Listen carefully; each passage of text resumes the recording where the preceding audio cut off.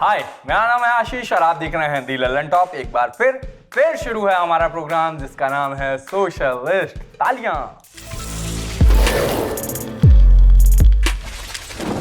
पूरे 109 दिन बाद ये बात फिर कही जा रही है। शो शुरू करते हैं, खबरों पर आते हैं, लेकिन उसके पहले 3-3.5 महीने से मैं आपसे कुछ बोला नहीं हूं, तो थोड़ा मन की बात कर लेता हूं। दरअसल ये एक सोचा समझा शो है। हमने बहुत सोच समझ कर ये शो बंद किया था, लेकिन जल्द ही हमें समझ आ गया कि ये शो फिर शुरू करना पड़ेगा, क्योंकि कमेंट्स आ रहे थे कुछ ऐसे।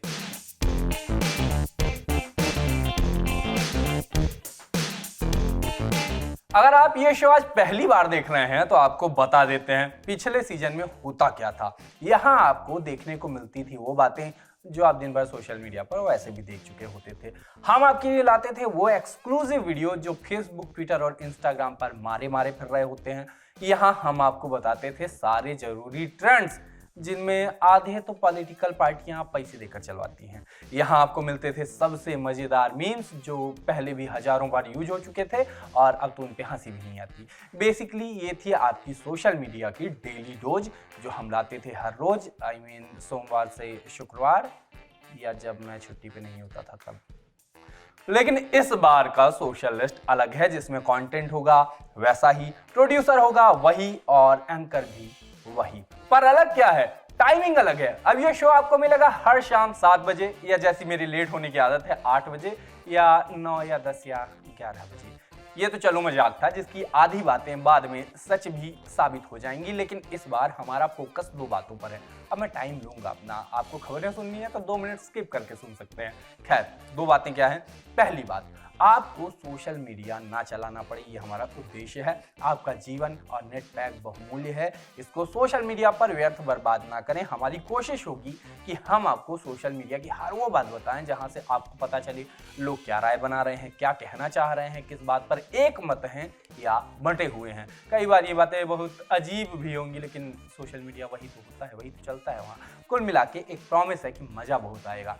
दूसरी बात, सोशलिस्ट के पहले सोशल मीडिया की खबरों पर बेस्ड कोई ऐसा शो नहीं था जो थे वो खिड़की से बिल्ली कूदना या एलियन चुरा ले गए गाय टाइप से वायरल वीडियो दिखाते थे। इस बात का पूरा क्रेडिट मैं खाना चाहूंगा कि हमने एक सफल कोशिश की कि हर दिन जो घट रहा हो सोशल मीडिया पे और बाद में लोगों के लिए खबर बन रहा हो, उसको सबसे पहले आपको दिखाएं।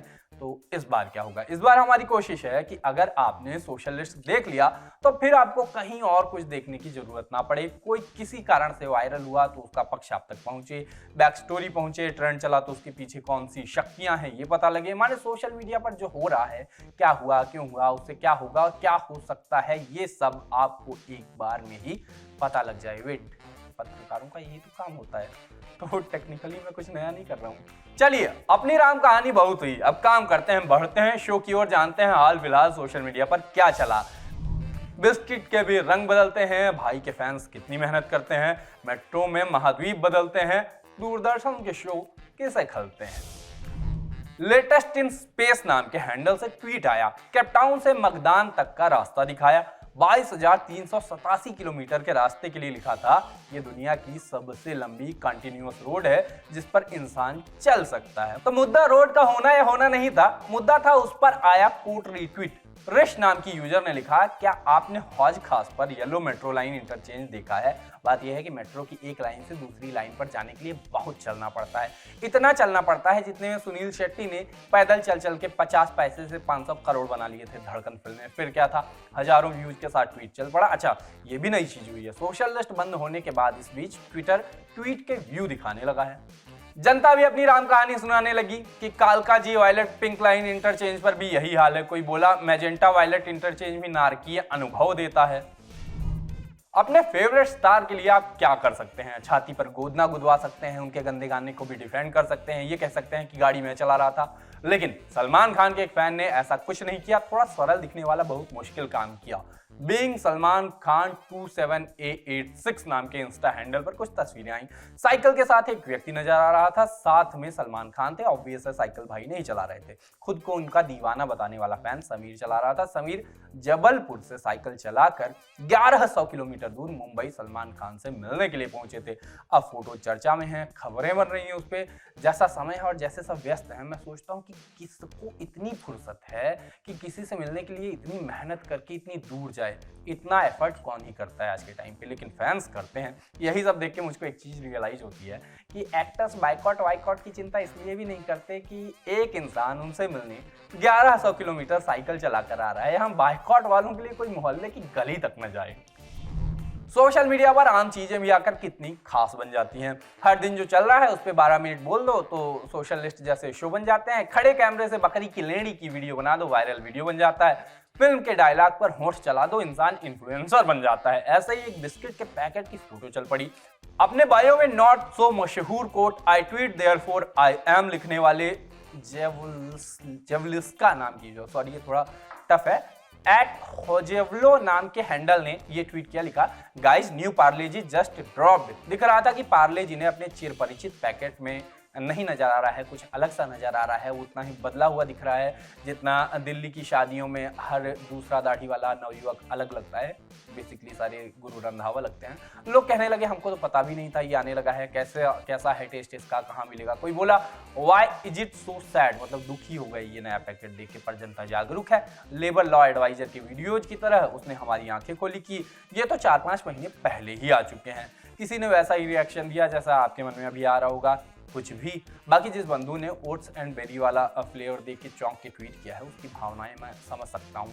एक सेकंड को कलेजा धक्क हो गया कि हैं ये क्या हो गया, ये क्या देख लिया, पैकेट चेंज हो गया। अब जैसा कि मैंने वादा किया था कि कुछ हुआ तो क्यों हुआ ये हम आप तक पहुंचाएंगे, वो करते हैं। मार्केट में इस नए पैकेट की बातें जुलाई 2022 से ही चल गई थी। तब तक पार्ले दालचीनी फ्लेवर की किस्मी के साथ जौ और बेरी वाले बिस्किट लॉन्च कर चुका था। मयंक शाह जो कि पार्ले प्रोडक्ट्स के सीनियर कैटेगरी हेड हैं, उनने मीडिया को ये बताया था कि रिसर्च की तो हमने ये पाया कि इंडियन मिडिल क्लास जो है वो हेल्दी चीजें खाना चाहता है लेकिन दामों से छरकता है, इसलिए ये वाला पार्ले जी ओ आया। अब बात करते हैं आज के वायरल ट्रेंड्स की। ट्रेंड होता नजर आया साजिद खान का नाम। ये उसी किस्म का ट्रेंड था जैसा बिग बॉस से जुड़ा हर दूसरा ट्रेंड होता है, समझ रहे होंगे आप।